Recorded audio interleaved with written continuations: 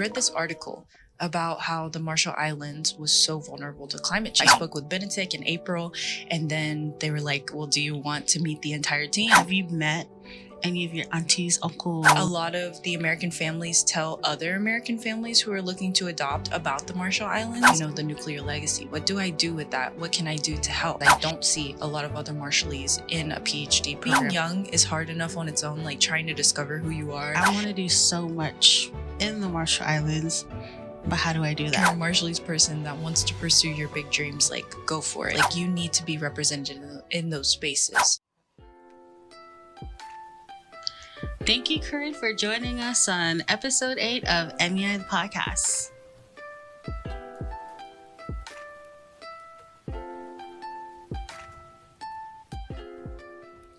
Yahweh, and welcome to episode 8 of MEI the podcast.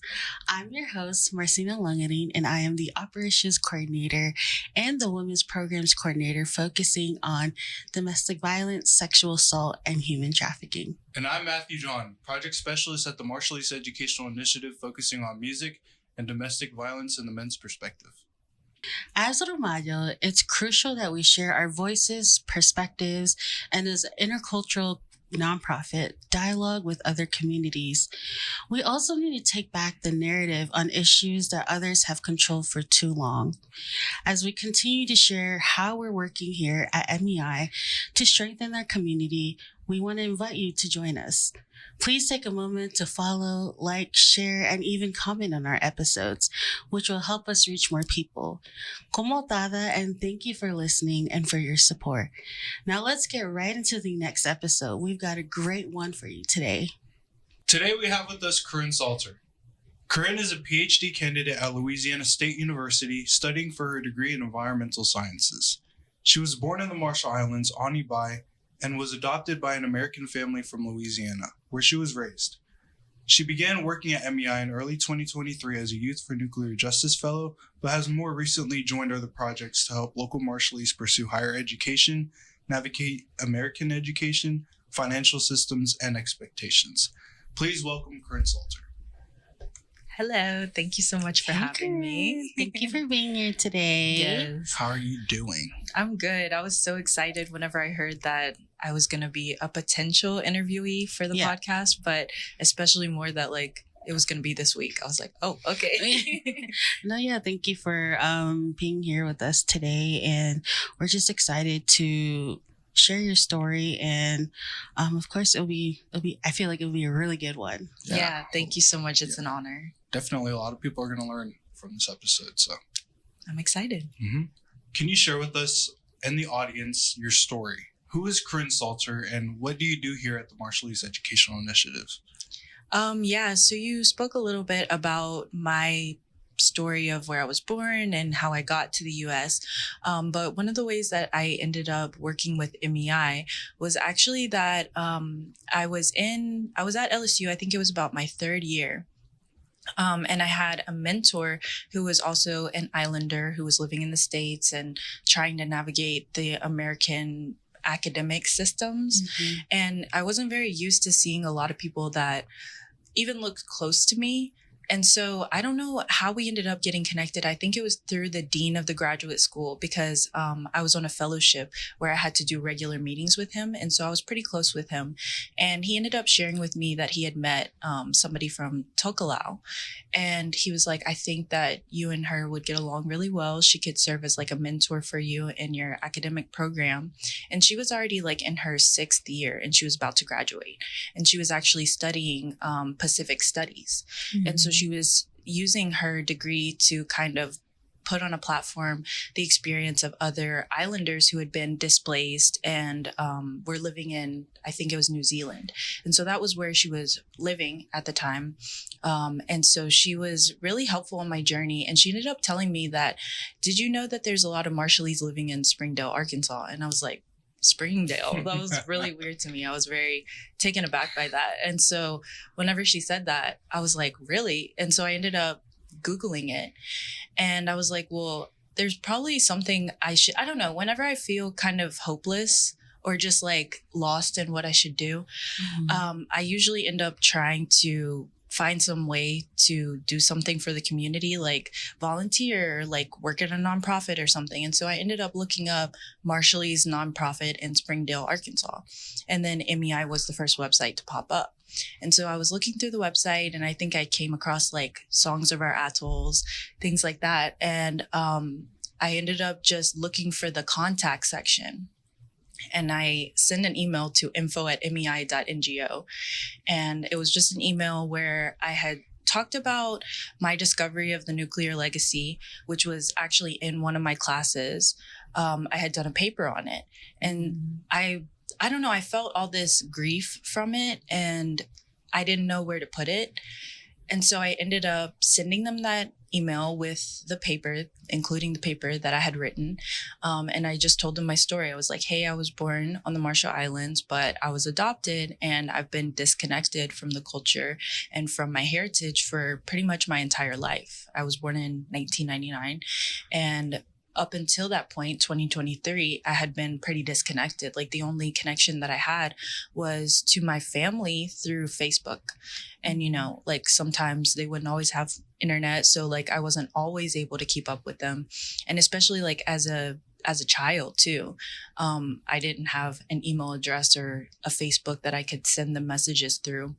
And so, yeah, I just ended up sending that email to MEI, and I did not expect to hear back from them. But I had asked them, I was like, well, I see that y'all have cultural workshops and like language workshops. So I would love to be a part of those if I can be. Maybe one day I'll drive up to Springdale and I'll come and attend. And then they ended up seeing that I was a PhD student at the time. And I guess that made them interested because I was studying environmental science. And, the islands are so environmentally impacted by climate change, by the effects of the nuclear legacy. And they ended up asking me, like, do you want to be a part of the Youth for Nuclear Justice Project, which I guess it was about to start at the time. Mm-hmm. And so I got on a Zoom with them. I spoke with Benetic in April.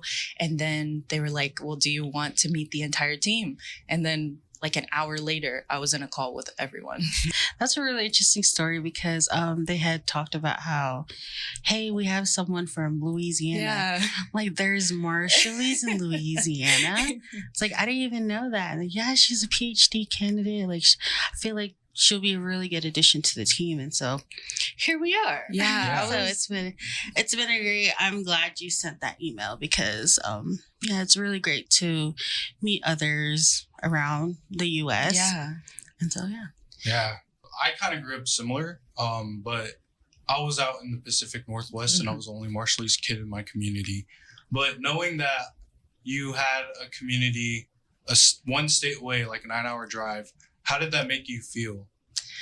It was surreal at first. And like Marcina was saying, it's kind of surprising that there's Marshallese in Louisiana, but a lot of us, at least the ones that I know, there are quite a few in Louisiana, but they're mostly adopted. So that's how a lot of them end up in Louisiana. But knowing that it was just like a 9-hour drive away to get to such a larger, like the largest in diaspora Marshallese community in the States, yet, like I said, it was very surreal.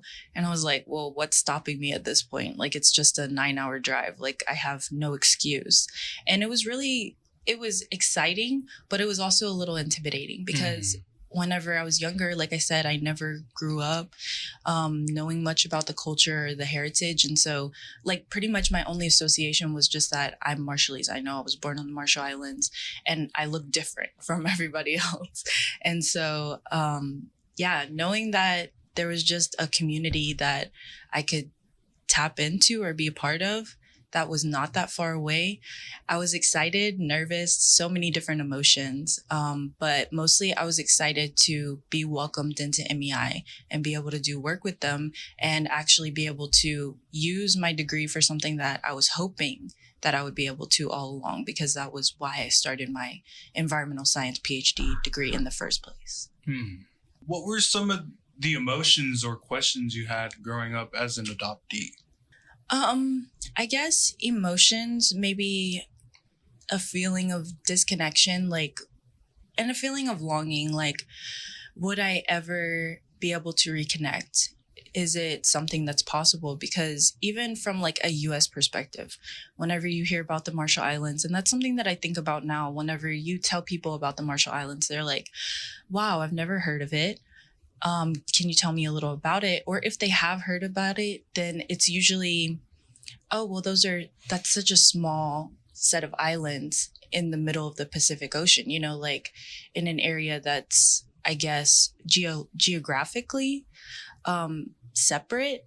And so in my head as a child, I was like, how do I get back? You know, how would I ever be able to do that? You know, would I have to, I don't know. And I guess like in my head too, that's kind of what's pushed me to try to succeed in academia and like to try to create something for myself here in the States, is that it is such a far distance. And I was like, how do I close that distance? And if I can do that through my work, then I guess that was like my main way that I thought I could do it. So yeah, a feeling of longing whenever I was younger, just not knowing how to get back or what I could do to do that. And then there wasn't, I guess, whenever, you know, being adopted by an American family, I was naturally going to look at them and be like, we don't look the same. So something's different here. And so my mom never kept it from me, my adoptive mom. She never kept it from me that I was adopted and that I was adopted from the Marshall Islands. In fact, I think that she tried her hardest to really keep us connected to that in the ways that she knew. Mm-hmm. But, you know, as an American person that has lived in Louisiana and been raised in Louisiana their entire life, I don't think she knew what to say or how to say it. And so her connection with the islands wasn't really, it was just her visits to come and adopt us. And so she didn't really have much to tell us, but it was just, I think what she could, she tried to. I had a similar experience with how I grew up, because the man that raised me, he was Hispanic, and he did not look anything like Marshallese. Mm-hmm. He had like the palest skin tone, and my mom actually told me that he was my dad, and so this whole time I was like, dang, I'm just genetically strong to my mom, like, because I took all my mom's genes. I look nothing like this dude, and it's just crazy because is a different, I guess, approach to how you can tell your child, like, your mom didn't hide it from you at all. So, mm-hmm. like, I think that itself is commendable because, I don't know, growing up was kind of weird. Yeah. Finding out at 13 years old that I'm not actually half Mexican. Yeah. Well, I was going to say that it really depended on the crowd that I was around.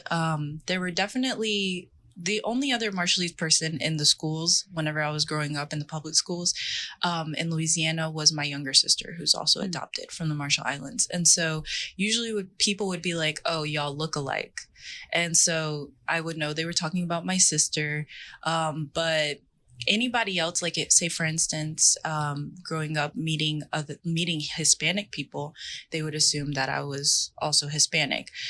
Meeting, you know, Black people, then they would assume that I was mixed. Mm-hmm. And so it was kind of like, it almost felt like I was somewhat of a chameleon, but not even really like by my own willingness. Like I didn't want to be. Anytime somebody would ask me like, oh, well, where are you from? Because they would wonder, you know, like, where are you from? Or like, what are you? Is what I would get a lot. And I would say, oh, I'm Marshallese. But a lot of people wouldn't know what that was. In fact, they would say some really hurtful things as a kid. I feel like that was like a reason why they would end up like kind of singling me out or like bullying me. But I eventually came to just say, oh, I'm an islander. And they would say, oh, like Hawaii? I'd be like, yep, just like Hawaii. No, that's crazy because that also happened to me in Hawaii. Yeah. There is like there is racism in Hawaii against Micronesians. Yeah. And so those times when, you know, they would ask me, I'm just like, oh, I'm from the United States. Right. So they're like, we are in the US. I'm like, Oh, I'm from mainland. Like, I would get so nervous. I wouldn't know what to say. And so. Exactly. Yeah. And so I would like practice it at night. I'd be like, okay, it's the beginning of the school year. I know I'm going to have to explain to people like who I am, where I'm from. And that was something that was surprising to me too, I guess. Like as I learned more about island culture, I guess, I didn't realize that there was so much discrimination against Micronesians. And I don't know. I just thought, I hoped we were all just one big happy Indonesian family. But, you know, I guess it's not always like that, you know? It's definitely not always like that, There's definitely a good amount of people that are pushing to make it like that. Yeah. And I know that there's a lot of groups out in the Pacific that are trying to make it like our Pacific, like you're just from the Pacific Islands, like that's your identity. Like don't segregate, like just say you're from the Pacific Islands because we're all one nation. We're all from Pacifica is what I hear a lot. Yeah. So Corey, have you ever connected with your birth culture or biological family? Yeah, so my adoption, technically, I think, I don't know like the laws around it or the regulations between the Marshall Islands and the US, but it was meant to be an open adoption. So it was meant to be something where my birth mom was always able to reach out to me and like, you know, hear updates about how I was doing. And so my adoptive mom, she did send a lot of updates and like let her know like how I was doing, what I look like, you know, how school was going. And so hearing from my older sister, I hear a lot from her about how they would get these little care packages that we would send, and I would be so excited to send them. My mom would take me to Target and we would go to like the little like clearance section, or like the section that's like, you know, not as expensive. Like right at the front, we would go over there and she would be like, okay, do you want to put together a care package for your family, for your sister? I was like, yes, I do. And so I would get us matching flip-flops and I would wear those things until like they were popping out of the bottom. I would wear them so faithfully, just knowing that like my older sister was wearing them back home. And so, we would put together these little care packages. I would write them notes and send them off. And that was how I kept in contact with them whenever I was younger, you know, and I didn't have a Facebook. But then as I got older and I got a Facebook, my family would just find me. Like I wouldn't have anything about being Marshallese in my bio. They would just like look me up and add me. And then all of a sudden I would be getting like 30 friend requests on Facebook. And so that was mostly how I kept up with them. And since then, I've been able to visit with my sister in person, and, you know, I go and see her. She lives in Enid now. She moved from the islands to the US whenever she was 16. And so since then, we've been able to like reconnect more in person and, you know, share stories about how we're doing and updates. And so I'm really grateful for that. Grateful for the internet, because without that, I think that it would have been a lot harder to reconnect. So what was it like meeting your sister for the first time? What was the first time you met her? It was actually a few years ago. So I was traveling to Colorado for a fellowship that I had gotten with the National Corporation for Atmospheric Research. And so I would go over the summers for 2 years and go to Colorado and do the work in person with the Atmospheric Research Company. And so I had tried to the first year, which was, I think, 2023, the first summer that I had spent over there. I drove over to Colorado. And so I tried to make my route or my drive over to Colorado through Oklahoma. So my plan was to go through Arkansas, come and see y'all, and then go through Oklahoma to see her. And the first year that didn't really work out. I think it was just like she was busy at the time. But the second year, which was actually, I think it was last year, so 2024, that was whenever I was able to actually make the drive over there. And that's what I did. I drove to Colorado. I stopped in Enid for a few days, and we just got to catch up and talk and spend time together. And like I said, we had spent time connecting over the internet, but it was so different to do it in person.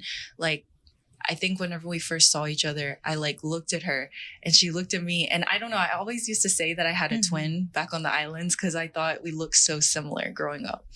And it was just so cool to see that face that I had seen in pictures my entire life in person.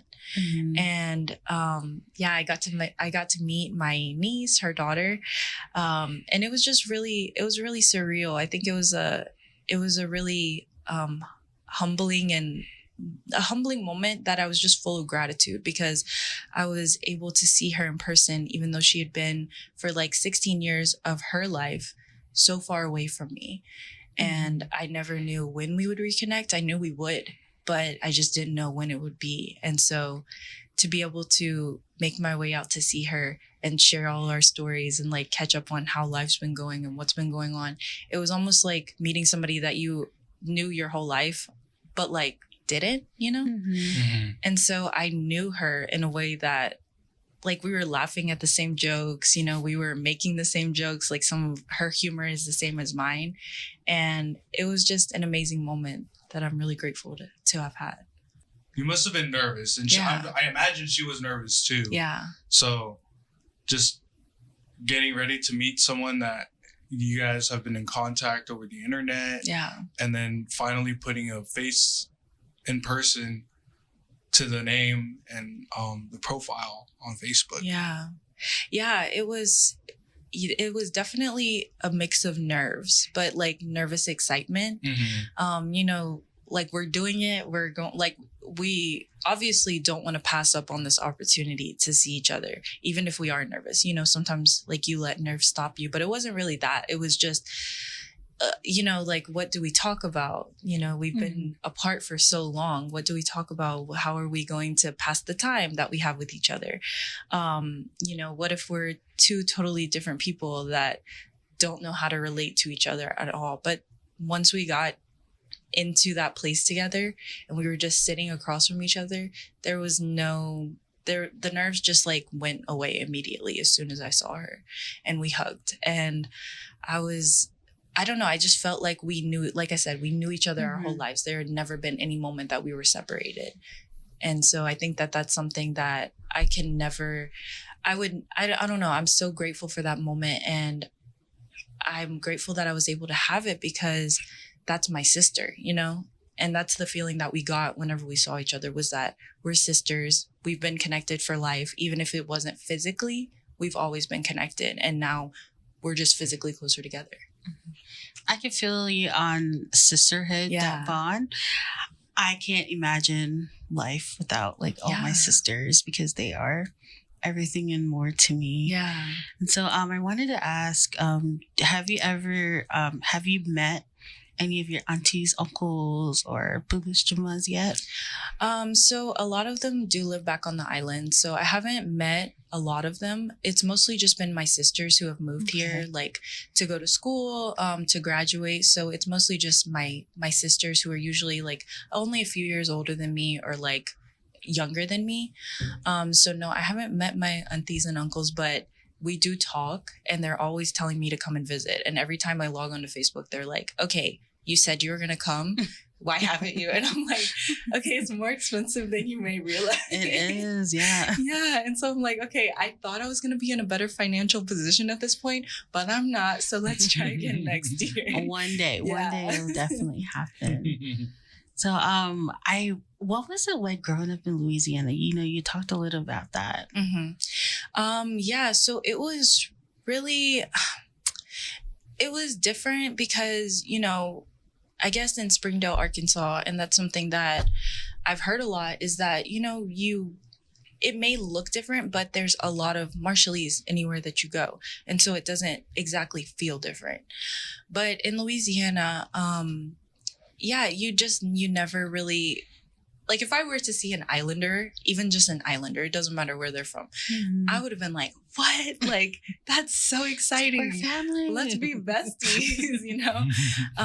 But we didn't have that growing up. And so I think that my younger sister who's also adopted, I think that she and I almost had like this unspoken language or like unspoken connection between us, where whenever we were trying to navigate something that was so confusing to us or like figure things out, like the expectations of like children and like what are we supposed to do? I don't know, like how to make friends, how to behave in front of other people. And so I think that that's something that she and I kind of taught each other. And so I think it would have been a lot harder if it was just me, you know, if my family had not decided to adopt another Marshallese child.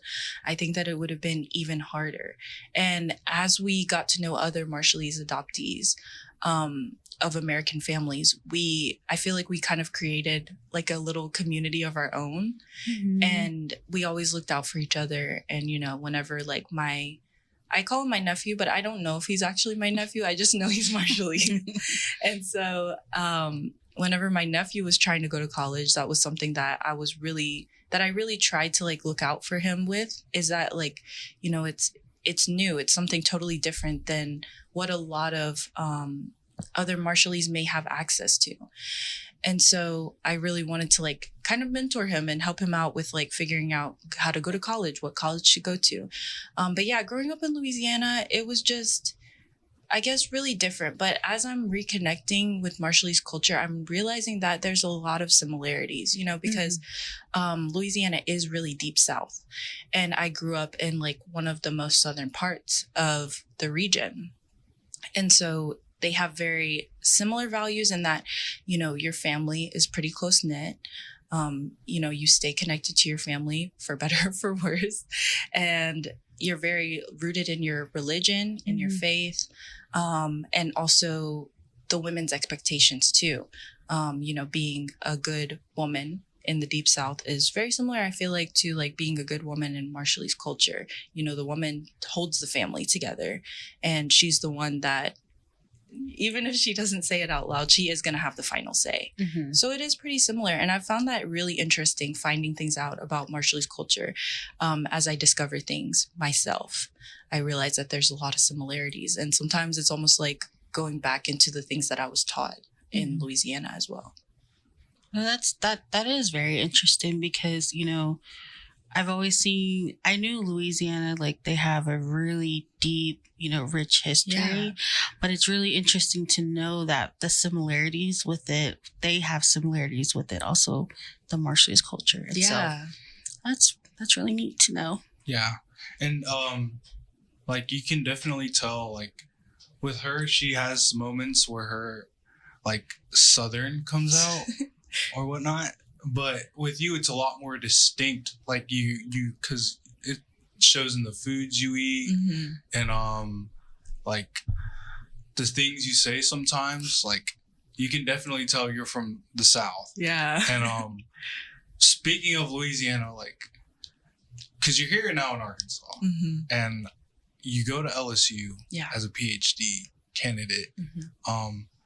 What's it like when the Hogs play against the Tigers? That's so funny because, I mean, I've not always been the biggest sports fan, but I love a good competition. And I love a good moment to be like, you lost. And so I love that, you know, I can be around so many Hogs fans and be an LSU fan. Like, I'm like, I stand out. I don't know. Yeah, Arkansas people don't play about the Hogs. Right. Like, they're diehard Woo Pig Suey fans.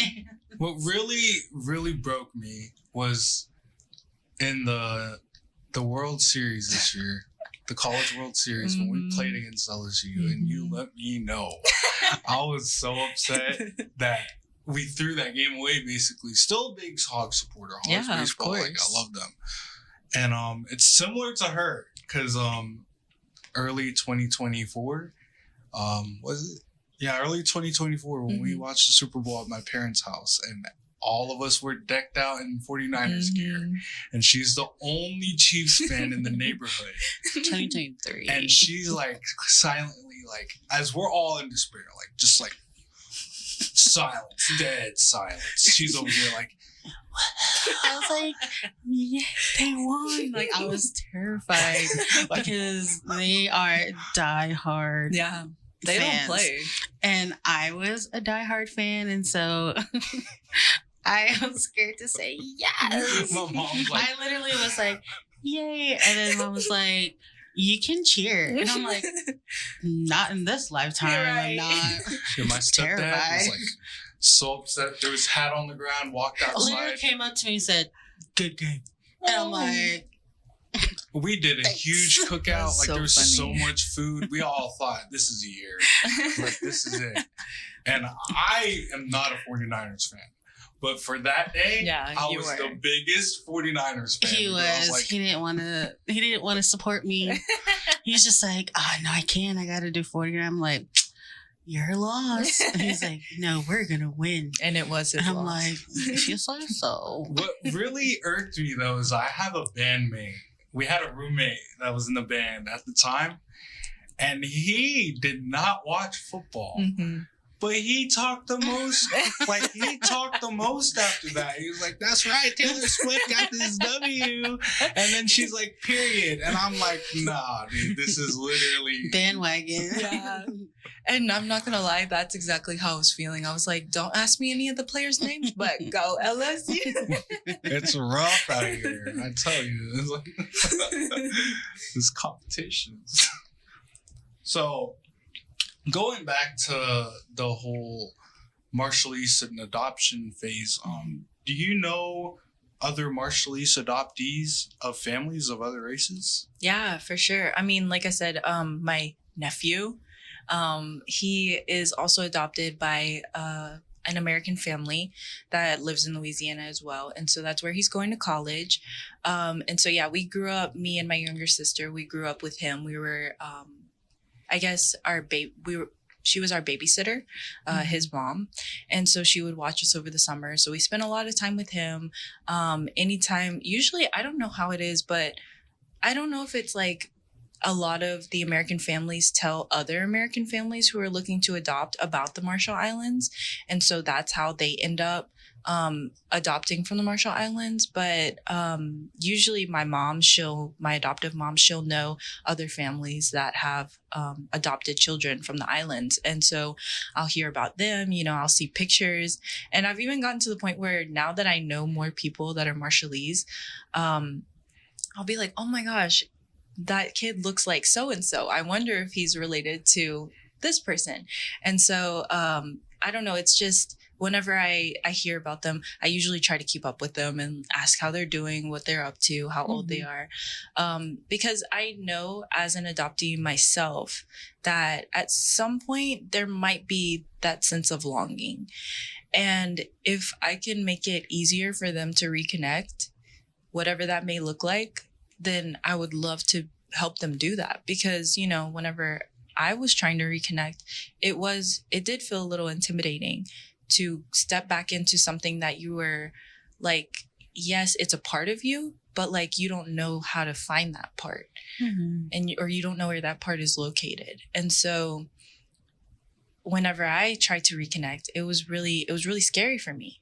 And if I can make that a little less scary for other adoptees who are looking to reconnect, then I would love to do that. And so I try to keep up with other adoptees that are living in Louisiana, because I know how difficult it can be just to understand everything around you, but then also meet the expectations. And then on top of that, if one day you do want to reconnect, what would that look like? Mm-hmm. And to make that a little less scary for them, that's what I'm hoping to do. Does your nephew also go to LSU? You mentioned he goes to school in Louisiana. No, he actually goes to Nicholls State University, which is in Thibodaux, Louisiana. So it's a lot further south than LSU and a little less recognized. But yeah, he goes to school in Louisiana, just not LSU. So you said south of LSU, which is in Baton Rouge, is like closer to New Orleans. Yeah, closer to Okay. New Orleans. So like right outside New Orleans. I think it's really good that you are in connection with other Marshallese adoptees, especially out there in Louisiana.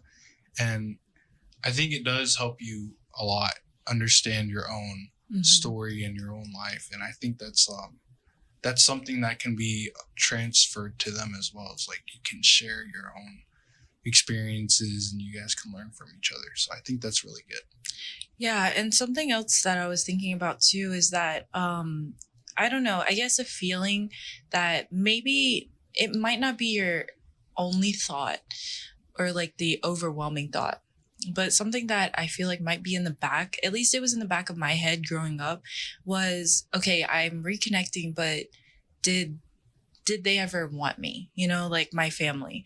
I was adopted, so was it like was it that they didn't want me? And those are just thoughts that I feel like maybe young people might have. You know, you're like, being young is hard enough on its own, like trying to discover who you are and like what you're going to be in the world is already like scary enough. But then on top of that, being adopted and not knowing, like, if I were to reconnect, if I were to like put together all these pieces of who I am, including like where I'm from, like, what is it going to look like? And are they even going to like want me back? And I think that if I can help young Marshallese people with that feeling, even if it's just like something in the back of their head that might stop them from reconnecting, especially as I've gotten to know more Ramajos in like the States and like talk with them, like whenever they ask me, oh, well, you're adopted, like that comes up eventually in conversation. I do hear from them, you know, well, like, what are your feelings about it? And like, do you have any like anger, animosity towards the fact that this happened?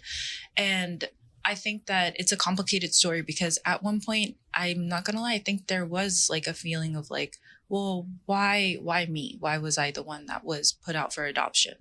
And so if I can help a young person as well with discovering their identity and their culture and help them overcome that feeling of, well, what if they don't want me, to help them reconnect, then that's something that I feel like I could relate to as well, you know, and share with them that, yeah, you may have this thought, but it is a part of who you are.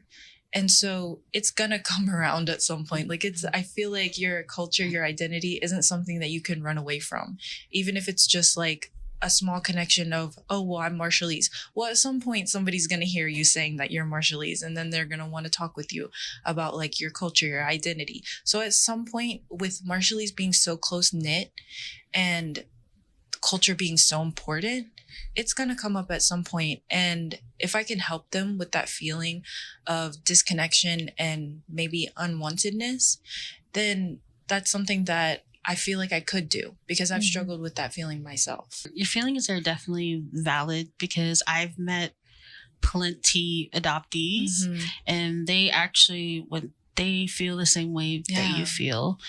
And when they talk about it, they're like, oh, well, I'm afraid to talk to them. Like, they might not want me to be in their family. Like, why did they give me up? Or like, you know, those questions in the back of their head. But I found that when they did, you know, take that leap and that chance, like, they're much closer now to their biological families. And so I think it's a blessing that you have both, you know, both your biological and then, of course, your adopted family. And so that you just have more family members. Yeah, exactly. And so you just have a bigger family. You just have a really big family.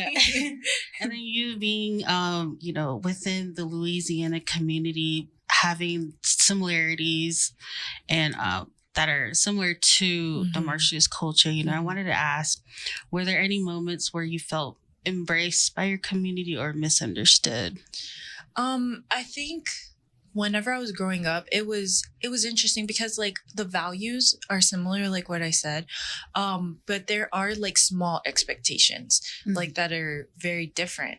You know, me and my younger sister, it was just like not even really a thought in my head. But whenever I was growing up, I would eat with my hands just because sometimes it was so much easier. Like sometimes the fork's too small. Like you can't get everything you want to get. Your hands. Exactly. And so I would use my hands.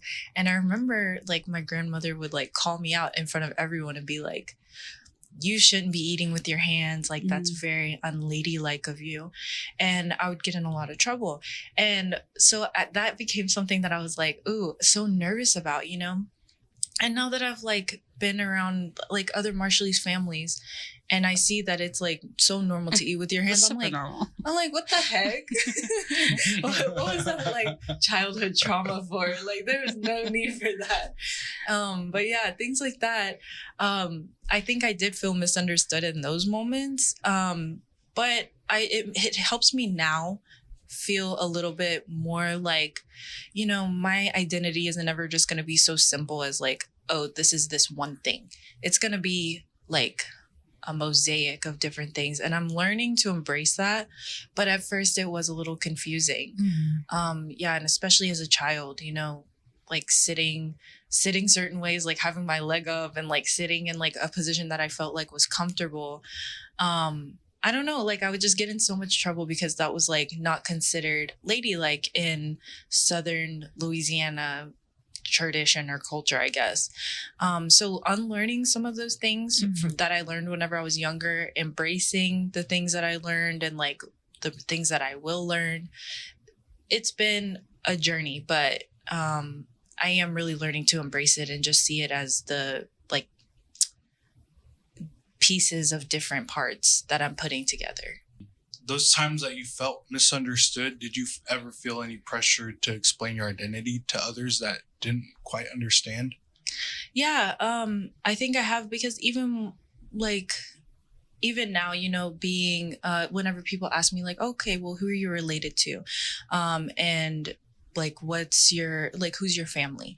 At one point, whenever I first started working with MEI, those were some of the questions that I didn't even know the answers to. And I felt pressure to figure it out, but it wasn't like it was just readily available to me. Like I couldn't just go back home and be like, okay, well, like, you know, who's my family? Who's my grandparents? Who's my great grandparents? You know, it wasn't something that I could just easily access.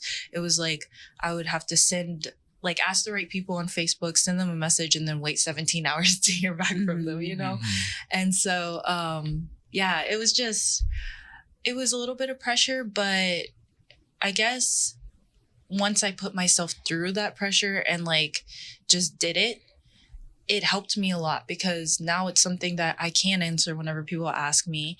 And it's something that I can relate with other people on, because if they ask me and I say, oh, well, this last name, then they're going to know like, okay, well, I'm connected to that family as well. And then we can talk about it. And it actually helps me like put together those pieces, because, you know, not everybody's going to know all the answers, but whenever I ask like 5 different people, they're going to tell me different things, and I'm going to get the knowledge of all those 5 people and put it all together for myself. Given that you have explained your story to so many different people, how did you stay rooted to your connection to the Marshall Islands? How did I stay rooted? Really, my family, because like even if I would create a new Facebook account, they would like have me added by the next week, you know? So they wouldn't let me feel that feeling of being unwanted, because they were always there, you know, even if it wasn't physically, they were always like there virtually, in that case. And so I think my family really has played a huge role in keeping me rooted, because it wasn't something that I could just like run away from. You know, I'm always going to be related to my family no matter what. Like, that's my blood, you know? And so my family really kept me rooted. Honestly, everything that I do, I've always attributed to my mother, to my birth mom, because I just think from the like youngest moment that I can think of, I think about the fact that she sacrificed so much, you know, like not having your child with you, like trusting your child to be raised by a different family. That is such a huge sacrifice. And she did that like before I could even form my first thought. And so growing up, my mom, I'm really grateful to my adoptive mom. She always told me, like, your mom made this huge sacrifice and she wanted to give you these opportunities that she knew that you wouldn't have before. And so I feel like that always made me humble and like grateful to the fact that my life could have looked so much different. And so everything that I do, I feel like I try to do it for my mother, because she is such, like, I wouldn't even exist if she wasn't here. And so like, I attribute everything, all my accomplishments, whenever I feel like I'm not motivated and it's hard for me to keep going, I just think of her. Mhm. And I've always felt like, everything that I do is for her. And so I think that my family, my mom especially, has played such an important part in staying connected, but also like moving forward and discovering what that forward looks like. And being Marshallese, one of our biggest pillars is ipinron, or Mhm. togetherness, being a close knit family. And so I really love that. You are still grounded and connected to your Marshallese roots. Yeah. Mhm. Now, Corey, let's talk about your academia journey. Like, what inspired you to pursue a PhD, and can you walk us through your academic journey and what led up to the PhD program? Yeah. So I've always felt like, I don't have to be like the best singer. I don't have to be the best dancer. I can just do really well in school and like it'll get me places. And that was something that I guess I discovered whenever I was really young, especially like with my adoptive mom talking to me about like, you're going to have opportunities to go to college and really like take full advantage of like the US education system. And that was something that like I feel like my birth mom wanted for me and that my adoptive mom really tried to like instill in me as well. And so even whenever I was really young, I don't remember doing this, but at one point there was like this sheet that you fill out as a kid. Like, what do you want to do whenever you're older? Or what do you see yourself doing? And I don't know how I thought of this, but whenever I was younger, I put, I'm going to get a PhD. Mhm. And my mom has that little paper from whatever activity we were doing in school. And she reminds me about it because I didn't even remember that I had even written that. But I think from like the youngest age, I was like, okay, what's the highest academic achievement that you can get? Okay, I'm doing that. Mhm. And so, whenever the opportunity was presented to me, I knew I wanted to go to grad school after I finished undergrad.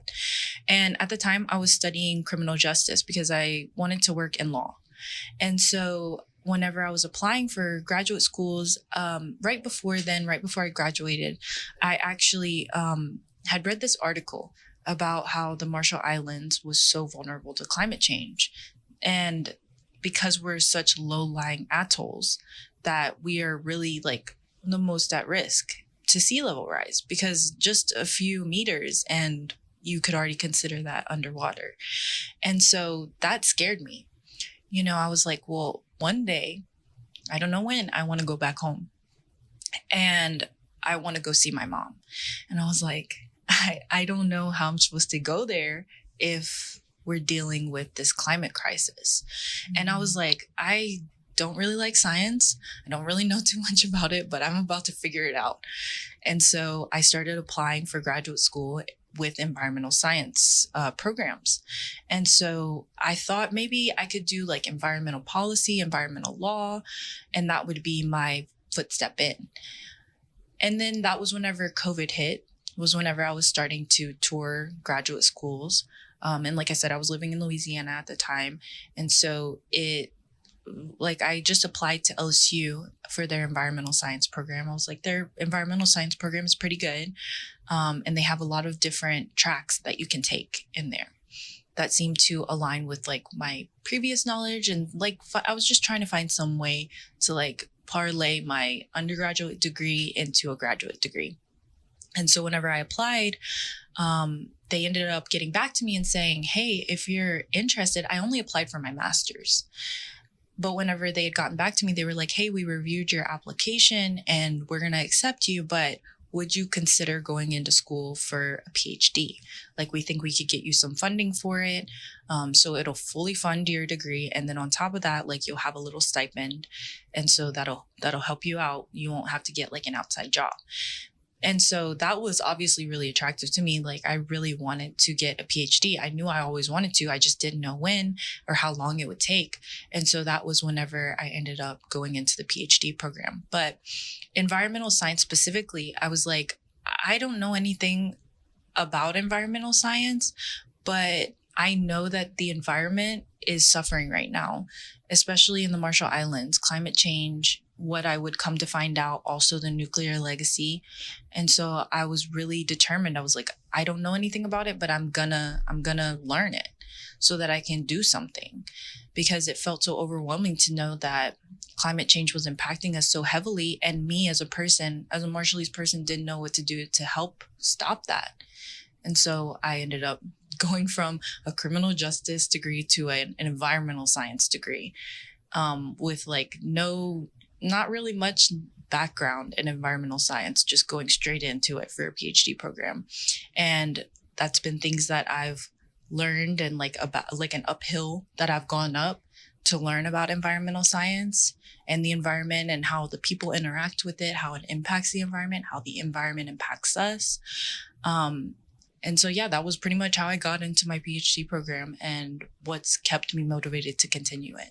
That's very inspiring. And I feel like you're going to inspire so many. Well, no, you will inspire so many young women. So were there, any challenges or turning points that helped shape your path? Yeah, I guess whenever I had taken that one of the courses in at LSU, it was a geography course. We were supposed to write a paper on how, I guess, race, politics, social issues have impacted environmental outcomes. And that was whenever I started looking into the Marshallese nuclear legacy, was because whenever you think about it, like, I mean, it's something that we talk about a lot in like Youth for Nuclear Justice, nuclear advocacy, and seeking that nuclear justice, is that the Marshall Islands was strategically chosen. And there were a lot of factors that led to that choice. Was like, Western officials seeing Marshallese as like a little less than human than they were, believing that we were so geographically separated that it wouldn't really make a difference, like thinking that the Marshall Islands offer so few like natural resources compared to somewhere like the US. Like, it's different, but it's not less. But in their minds, they were thinking, yeah, the Marshall Islands provides less resources. There's nothing that we can exploit, so we might as well test nuclear weapons on it. And so, yeah, having that moment where I was in college, still feeling like, overwhelmed, like, should I be here? Is this where I belong? Because I don't see a lot of other Marshallese in a PhD program at LSU. So like, there's not anywhere that I can turn to and be like, hey, like, I know this is a stupid question, but what's a dissertation? Mm-hmm. And like being in that headspace where I was like, do I belong here? And then hearing about like the nuclear legacy, learning about it, doing research on it, and like discovering it on my own, I was like, yeah, I know I started my environmental science PhD to help serve the islands, but like also now there's something that I'm feeling this grief over. What do I do with that? The nuclear legacy. What do I do with that? What can I do to help? And so, like I said, that was whenever, like, I think a year later after that, that was whenever I reached out to MEI and shared that paper and told them like how upsetting and infuriating it was to try to reconnect with your culture, with your history, and then find out that there's this huge blight in it that was like not really something that we had a choice in. And it was something that was imposed upon us, like a country that I'm literally living in and like going to school in, that I've been raised in my entire life and taught to love. But then at the same time, they're literally, they have this history of taking advantage of my home country. And I was just like so angry. I was like, I need to do something about that. And so that was definitely a huge turning point. That's what got me into like nuclear advocacy. And I didn't know it would look like this, but yeah, that's what got me into it. And then also being able to talk about like the environment and how that's impacted by the nuclear legacy on top of climate change. I think that it's just kind of all come together, like my degree, what I care about, being from the Marshall Islands. I feel like it's all come together and made where I am today. Along your path and like discovering all of these pivotal moments for our history and other things, what kind of sacrifices, like what personal sacrifices did you have to make on your journey to basically discovery and then on your way to your PhD? Towards my PhD, I've definitely had to make some sacrifices, not always able to attend some of the in-person events with MEI, especially whenever I didn't live here.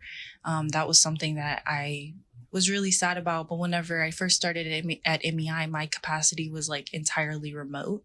So I would just attend virtually, but not really be able to come in person.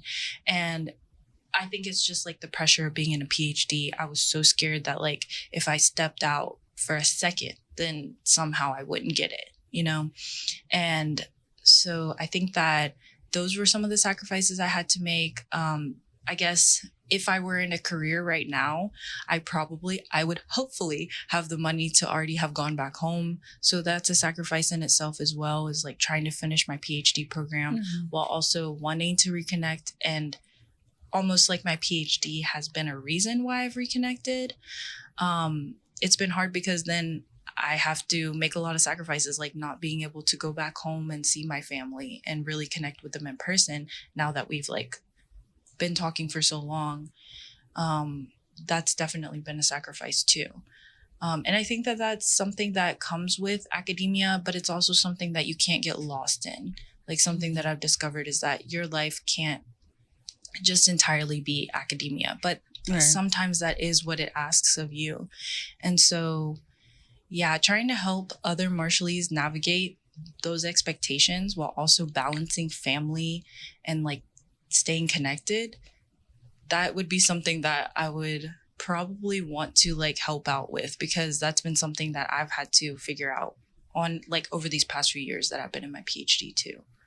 I think, for like my family back home, they assume that, I have it easy in the United States and that I can get to go to any school I want. Like it's totally free and that I can just do whatever I want any given time. But I tell them that it's hard. Yeah. You have to make a lot of sacrifices as well in the United States, sacrificing your time, sacrificing, personal time, your life, and just balancing work life, personal, home time all together. And it's just it takes a lot of like mental capacity and emotional capacity. And it's just, sometimes it's a lot. And so I have to have that conversation with them. Like, hey, it's also, yes, there are many opportunities in the United States, but it's also really hard. Yeah. And very expensive. It's very expensive. Very, very expensive. They're like, how much is it? Like $30? I'm like, oh my I wish. Like my books aren't even $30. Right, my calculator's not even $30. Right. Like, and so like having that conversation with my family back home, it's something that, I've had to do often. Yeah. Or when I did go back to the Marshall Islands, because they've always thought I had it easy. Like, yes, opportunities were presented easy, right? But trying to work towards those opportunities and actually get them is what was really hard. Yeah, that's the thing, is that you can't just go into a PhD program. You can't just go into college. Like you have to work for it. Yeah, exactly. And it's something you have to start building like as early as you can think about it, because like people will be like, well, your grades in high school affect how you get into college. So. Exactly. So you're already thinking about it like early middle school or like junior high. Like what college am I going to go to? Yeah. What job am I going to go to while I'm in college? Exactly. What am I going to do after college? Yeah. And so you're already thinking like 10 years ahead, right? Before graduation. And so it's a lot. Being a kid who grew up in the diaspora, but also having that longing to go back home. Yeah. For me, it's been always like a constant battle. Yeah. I believe like I've been blessed with so many opportunities, but at the same time, it's like, how do I take these opportunities and apply it to back home? Exactly. So I'm kind of like in the same boat. Yeah. Like, what do I do? Like, I want to do so much in the Marshall Islands, but how do I do that? Yeah. With what I know now. Exactly. Yeah, and that's what I've had to discover is that it's just like a series of small building blocks that you use to build that path, but like it's not just going to be like laid out right in front of you. And like that was something that I had to discover early on because I was like stressing. I was like, okay, what am I going to do with this degree? Like what? Like I was only like my first year or Right. like maybe even third semester. And I was like, what am I going to do? Like, there's so many problems in the world, and especially like so many things that I can like that I want to solve to like help our home country. But like, how do I do that? And then I literally told that to one person, and she was like, girl, you're only one person. Like, there's no way you can do Right. that all I mean, on your own. I even told myself, I'm like, before I turn 40, I want like 15 degrees. Yeah. Because I don't want just Sheesh. like 1 or 2 degrees. I want 15. Yes. And my mom's like, girl, you crazy. Mm-hmm. I'm like, but it's possible. Right. You're not saying it's impossible. I just want one thing, and I think our band, Mark Harmony, has accomplished one of the things that I wanted. Yeah. It's like being Grammy nominated. Yes. Artists. So Congratulations. Yeah, congrats. that's one I've won. Grammy nominated, considered. Okay. Yeah, Grammy considered artists. Yes. Oh, Grammy wow. considered artist. That's So, amazing. Yeah, I just wanted to be an artist that made a difference through music, or just like whatever I love. Because I'm not gonna lie, like school for me was not my strong suit. Yeah. Like, I just loved connecting with people, but I didn't like doing work. Mm-hmm. It's like if I was in like I also love sports like soccer, Mm-hmm. like playing soccer for the Marshall Islands, but music is where because I use my words to really get across Mm-hmm. to other people, and I love teaching people and educating people about our history, but I also love music. So doing that with the guys, especially my guys, because I love my guys, Mm-hmm. and doing that with them kind of I don't know. So like if you feel like school's not for you, it's okay.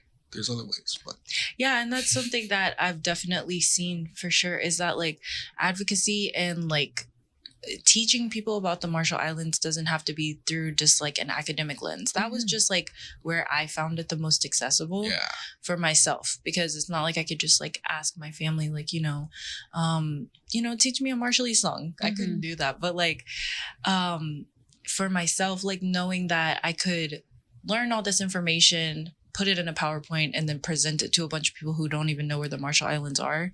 That was like my form of advocacy. But like advocacy can come in so many different Mhm. ways. And like oftentimes it can just be like a conversation of like, okay, well, where is the Marshall Islands? And like, what do you love about it? That can be the most simple conversation that teaches somebody so much Right. about it. I understand that you talked about the Marshallese nuclear legacy on Climate Pelicans. Can you tell us a little bit more about what Climate Pelicans is? Yeah, so whenever I started my PhD program, I was the education and outreach co-chair for the Coast and Environment Graduate Organization. And so we would just go out and teach local communities about environmental issues impacting us. But something I noticed was that climate issues were not being talked about. It was like the huge elephant in the room that nobody was mentioning. They were just like, do you want to learn how glass biodegrades? It was like, yeah, that's really important. But you also have to talk with them about how things like man-made materials are going to biodegrade a little bit differently. Like plastic is going to become microplastics, and how is that going to impact our environment?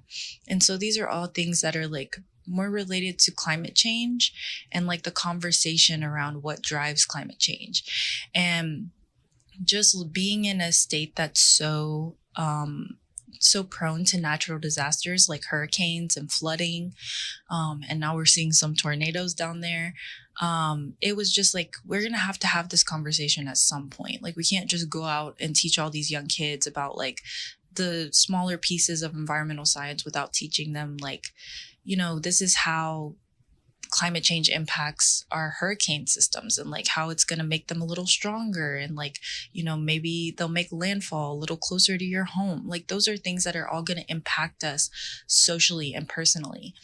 And so that was how Climate Pelicans got started, is that we were trying to share that academic knowledge of like climate change, environmental issues, social issues with the broader audience, with like the community audience, so that it's not just students who are studying it that learn this like life-saving information.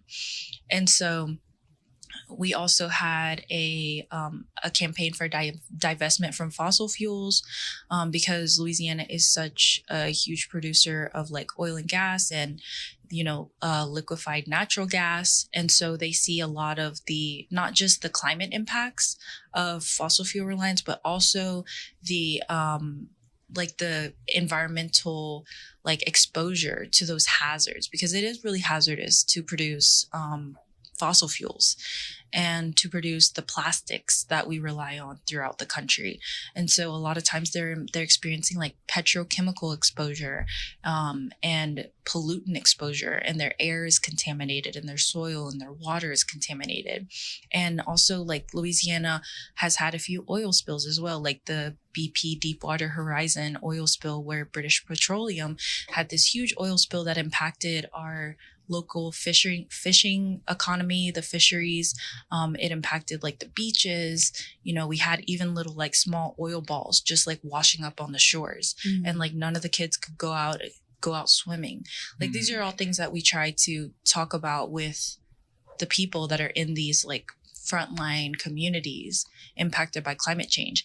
And so it also connects to like Marshallese stories as well, is that, even though the Marshall Islands only produces like 0.01% of the global greenhouse gas emissions, we're still like one of the most vulnerable because of our global positioning.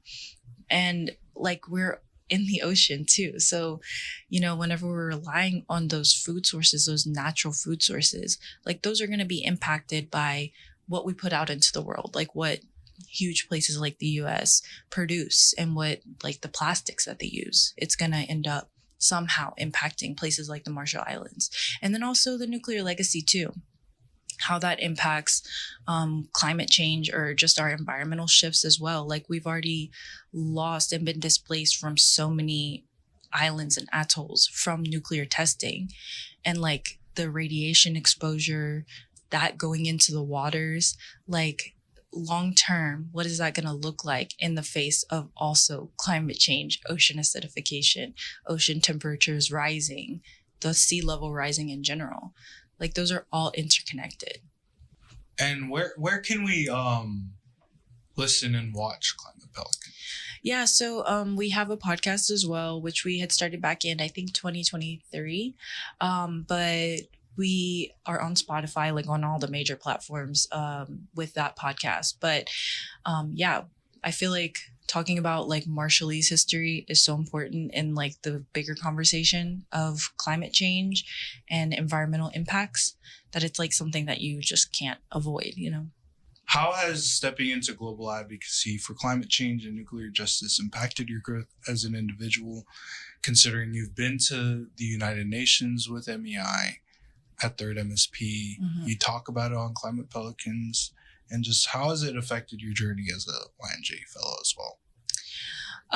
I think that it's taught me a lot about connecting with other communities, sharing stories that are similar, even though they're not the same. They're very similar.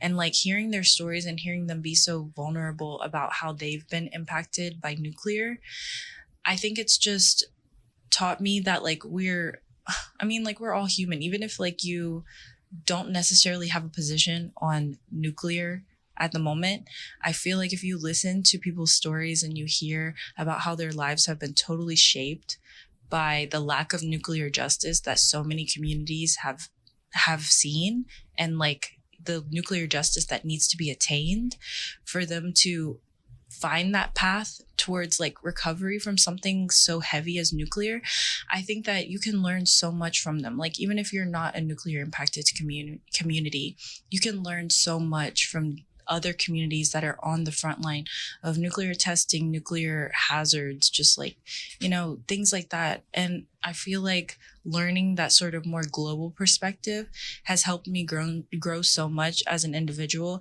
because I don't know, I feel like I used to have like a smaller perspective just growing up in Louisiana. I didn't travel much whenever I was younger, so like I didn't really know like what everything that was impacting the world was like. And so hearing those stories from other nuclear impacted communities has really like expanded my mind and like expanded my mindset to consider, like, even if it's not impacting this one area, this one region where I've been living, there's this huge global effect that's taking place. And like, you just need to reach out to people to hear those stories, to learn. And then we're all connected by those stories too. Mm. I think that's it's always fun, or being in these types of spaces. And it's also very important because we're meeting other people who are from frontline communities, and we're hearing their story from their perspective, from their narrative, because our narrative for the longest time has always been shared, but through the eyes of a Marshallese. It's like what they feel, how they see it, Right. but it's not an actual like true narrative. It's just what they know and what they learned. Yeah.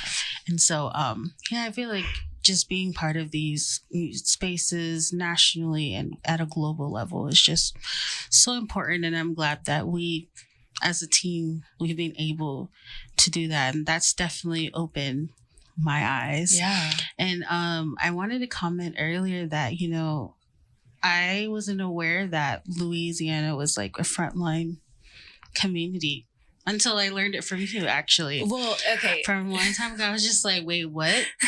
Louisiana? Like, what's wrong with that? Well, no, it's crazy because like I've learned that in different like disciplines or different like areas of like conversation, people use frontline community for like to mean different things. Mhm. And so whenever I learned like what a nuclear frontline community was, that was different from like Louisiana, where they're considered like they're considered a climate. With climate and like with pollutants as well. Yeah, because like that was something that I didn't think about either, because I grew up in an area that is considered Cancer Alley. Yeah, so like that's like a huge thing, is that like whenever people talk about like the nuclear legacy, they talk about how our health has been impacted. And so to know that like even whenever I was like moved, before I knew I could move, like moved over to the US, to Louisiana, where there's like this land of opportunities, but then at the same time I'm being moved to an area that's considered Cancer Alley. Right. And like so many people that I know are impacted by cancer, or like have lost a relative to cancer. It's like, wow, like our stories are so much more similar than we think. Yeah. And like all we have to do is share them, and then find that relationship together to each other, resonate, and then work towards a common cause. Because a lot of times our search for justice is not that much different than so many other people that may not even know about the Marshall Islands. Exactly. Yeah. That's exactly how I feel too. Having shared all of your experiences and your story, what could you say to encourage and empower other Marshallese students who are out there in school or not in school, just pursuing their dreams? Yeah, I would honestly just say go for it. I mean, that's something that I've learned from like, other Marshallese who are older than me. Whenever I talk to them, I'm like, I'm so nervous. Like, what if I can't do it? And they're like, well, do it, because like at least it's a Marshallese person doing it. Like it's such an important thing for us to have that representation, because we've been in there have been so many spaces where our representation or our voices have been declined, like they've been rejected or like not accepted into that space and viewed as legitimate. And so if anyone is going to speak for the Marshallese, it should be Marshallese people. Mm-hmm. And so if you're a Marshallese person that wants to pursue your big dreams, like go for it, because no one else is going to do it for you. So do it for yourself and do it for your community, because even whenever you feel like you're struggling to find that motivation, lean on the people that you trust, that are there for you, that are going to lift you up and tell you these things, because there's not going to be a lot of other Marshallese people that are doing those things. Like, you need to be represented in those spaces. So be that representation. Yeah, because representation is key. And what I said earlier, like, we need to really be out there and share the narrative our way. Yeah. Like, our way. Exactly. Nothing about us without us. Yeah. Exactly. So we all want to know, what are your plans after you graduate? What is the dream job? And where will you go next? Yeah, so I'm going to be in Arkansas for at least a little bit longer until I finish my program. I finish up. I'm going to be defending in August, so next month, which is crazy. Yeah. Never knew how we would get here, but I knew we would. And here we are. And so, yeah, I'm going to be staying for a few more months at least in Arkansas. Unless my dream job happens to be in Arkansas. But yeah, staying here until December. And then after December, going off, I'm hoping to do more work in climate adaptation planning and land stewardship practices with other indigenous communities. I would love for that to be Marshallese. I just don't know like if the opportunity is there, but whenever it is, that would be something that would be like the dream opportunity, is helping Marshallese with climate adaptation planning that is also culturally sound. So like doing things according to like the culture and like what's important to us, and making sure that those decisions that are made in climate adaptation planning are actually made by Marshallese people. Yep, and that's I feel like you'd be a really good fit with Jojigoon because they have a climate adaptation plan. Yeah. And so I feel like, yeah, I'm excited for you. Thank you. Collaboration. Congratulations are in order, even though it hasn't happened yet, but It's on the way. yeah, Crossover. honestly on the way. Well, thank you, Corinne, for joining us today on this episode of MEI the podcast. I feel like this episode is a little bit more emotional, and people will be able to understand the life of an adoptee a little bit better from your perspective, and you're speaking on behalf of those who are out there still in diaspora, not really connected yet with their communities and their culture. But this gives them maybe a little bit of inspiration to do so, and to kind of kick things into gear because of the lengths and the miles that you've gone to reconnect with yourself, your culture, your identity, and your history, and finding more about who you are. Maybe this will inspire them to come back home. I hope so. Thank you so much for allowing me to share my story. Thanks here. for being here, Corey. Well, that concludes our episode for today. Be sure to follow our YouTube channel and subscribe to MEI the podcast on Spotify, iHeartRadio, and Apple Podcasts. As we close today's episode, remember this: your story matters. Your culture is powerful, and your journey, whether to higher education or deeper self-discovery, is worth celebrating. From one island soul to another, kumoltada, and keep shining. We're your hosts, Marcina and Matthew, our guest, Corinne Salter, and as always, we'll catch you next time.